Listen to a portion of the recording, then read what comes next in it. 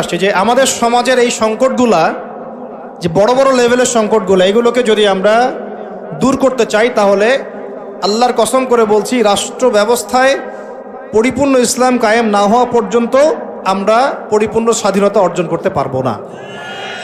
এইটা একদম নিজের মধ্যে সূরা ফাতিহার মতো মুখস্থ করে নেন। যতই আমরা জনবল দেখাই না কেন, যত মাহফিল করেন, যত প্যান্ডেল নিয়ে আসেন, হ্যাঁ, যত আপনি স্লোগান দেন, আরও তো অনেক কিছু করছি আমরা, ঠিক আছে, কাজ তো ভালো, আলহামদুলিল্লাহ, কোনো সমস্যা নাই। বাট এই কাজগুলো ভাটা পড়ে যাবে যদি উপরের লেভেল ইসলামকে নিতে না পারি আমরা। এমনকি মসজিদের মধ্যেও আমরা স্বাধীন থাকতে পারবো না যদি আমরা রাষ্ট্র ব্যবস্থা ইসলামকে নিতে না পারি। গত 10 বছর দেখেন নাই জুমার খুতবা কি দেওয়া হবে সেটার উপরে চাপ প্রয়োগ করা হয়েছে।